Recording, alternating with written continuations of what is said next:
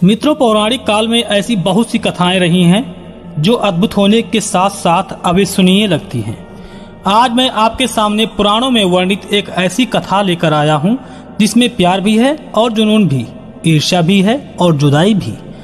जी हाँ दोस्तों, यह कथा है स्वर्ग की अप्सरा उर्वशी और धरती पर रहने वाले राजा पुरुरवा की, जिन्हें सौभाग्य से एक दूसरे से विवाह करने का अवसर प्राप्त तो हुआ, लेकिन उर्वशी ने पुरुरवा के सामने एक ऐसी शर्त रखी जिसके बारे में जानकर आप भी चौंक जाएंगे। तो दोस्तों, क्या थी वह शर्त और उसके पीछे की कहानी जानेंगे मिलकर आज इस वीडियो में। जय श्री राम मित्रों, स्वागत है आप सभी का अध्यात्म गुरु यूट्यूब चैनल में। दोस्तों, इस कथा को शुरू करने से पहले आपसे निवेदन करता हूं कि अगर आप चैनल को पहली बार देख रहे हैं तो चैनल को सब्सक्राइब करके घंटी के निशान को दबाकर ऑल पर क्लिक कर दें, ताकि जो भी नया वीडियो बनाऊं तो उसकी सूचना आपको सबसे पहले आपकी मोबाइल स्क्रीन पर मिल जाया करे। दोस्तों, हम आपको बता दें कि राजा पुरुरवा उर्वशी के जिस कथा के बारे में हम बात कर रहे हैं उसका वर्णन हमें ऋग्वेद में मिलता है। पौराणिक काल की बात है। एक बार स्वर्ग लोक की सुंदर अप्सरा उर्वशी स्वर्ग के ऐशो आराम से ऊब कर कुछ समय धरती लोक पर बिताने के लिए आ गई। इस तरह उर्वशी को पृथ्वी के सुख दुख और उतार चढ़ाव जीवन भाने लगा। फिर भी कुछ दिनों के बाद उर्वशी को वापस स्वर्गलोक लौटकर जाना ही था, इसलिए धरती पर कुछ समय व्यतीत करने के बाद उर्वशी जब बाकी अप्सराओं के साथ स्वर्गलोक वापस लौट रही थी, तभी एक घटना घटित हुई। रास्ते में एक राक्षस ने उसका अपहरण कर लिया। तभी उसी समय वहां से गुजर रहे महाराज पुरुरवा की नजर उस राक्षस पर पड़ी। उर्वशी की यह दशा देखकर राजा रथ से उस राक्षस की पीछा करने लगे और उसी बीच दोनों में युद्ध आरंभ हो गया।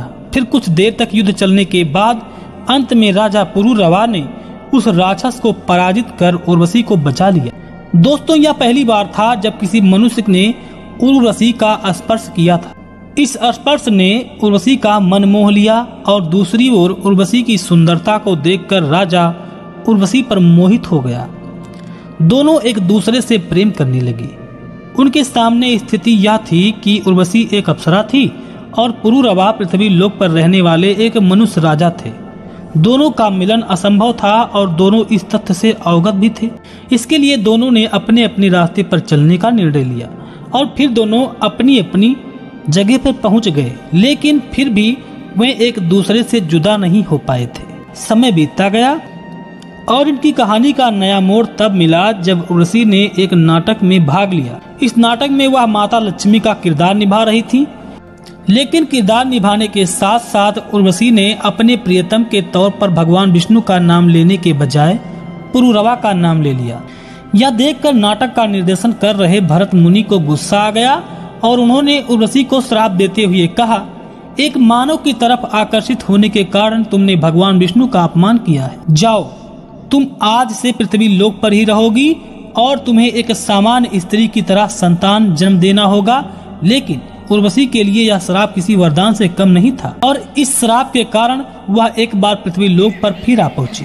पृथ्वी लोक पर पहुंचते ही उर्वशी ने राजा पुरुरवा से अपने प्यार का इजहार किया और पुरुरवा ने उनकी भावनाओं का सम्मान करते हुए उर्वशी को अपना लिया।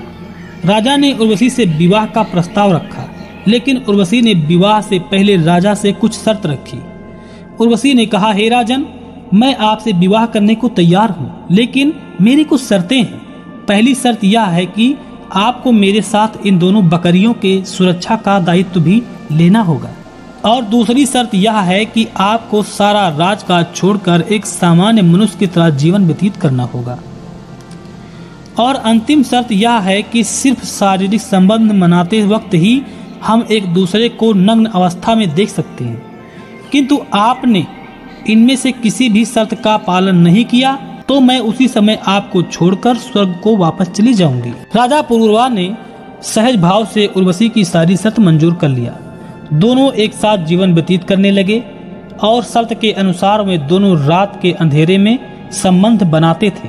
सब कुछ सही चल रहा था, लेकिन उनके जीवन में अभी दुखद मोड़ आना भी बाकी था। स्वर्गलोक के देवताओं को पुरुरवा और उर्वशी का यह साथ पसंद नहीं आया और उन्हें उनके प्रेम से ईर्ष्या होने लगी।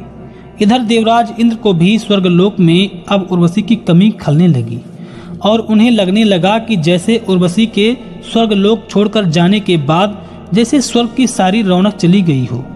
इसलिए देवराज इंद्र सहित स्वर्ग के सारे देवताओं ने दोनों को अलग करने के लिए षड्यंत्र रचा।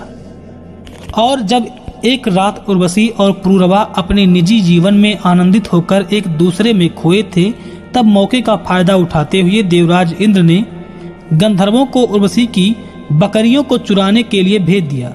अब क्योंकि उन बकरियों की सुरक्षा का दायित्व पुरूरवा ने ले लिया था, इसलिए उर्वशी ने उन बकरियों की आवाज सुनते ही पुरूरवा से कहा, गंधर्व मेरी बकरियों को चुरा रहे हैं, उन्हें बचा लीजिए। उस समय पुरूरवा निर्वस्त्र ही थे, पर जल्दी में होने के कारण वह निर्वस्त्र ही बकरियों को बचाने के लिए निकल पड़े। साजिश के तहत देवताओं ने स्वर्ग से बिजली चमकाकर इस तरह से उजाला कर दिया और उन दोनों ने एक दूसरे को निर्वस्त्र ही देख लिया। फिर क्या था, उर्वशी की रखी गई तीसरी शर्त टूट गई, जिस कारण न चाहते हुए भी उर्वशी को स्वर्गलोक जाना पड़ा। यह क्षण दोनों के लिए बहुत दुखदायी था। हालांकि उर्वशी अपने साथ गर्भ में पुरूरवा के शिष्य को ले गई थी, जिससे कुछ दिनों बाद उर्वशी पृथ्वी लोक पर पुरूरवा को उनका पुत्र सौंपने के लिए लौट भी आई थी। तब उर्वशी ने पुरूरवा को बच्चे को लौटाते हुए एक वचन दिया कि वह वर्ष के अंतिम दिन उनसे मिलने आया करेगी, और इस प्रकार अपने वचन का पालन करते हुए उर्वशी प्रत्येक वर्ष एक बार पुरूरवा के पास आया करती थी। और मित्रों, इस तरह पुराणों में वर्णित एक और प्रेम कथा का कुछ खास अच्छा नहीं हुआ, तो दोस्तों हम उम्मीद करते हैं कि आपको हमारी यह कथा पसंद आई होगी। अगर अच्छी लगी हो तो इसे लाइक करने के साथ साथ शेयर भी करना न भूलें, और ऐसे ही धार्मिक और आध्यात्मिक कथाओं के लिए जुड़े रहें अध्यात्म गुरु यूट्यूब चैनल परिवार के साथ। जय श्री राम।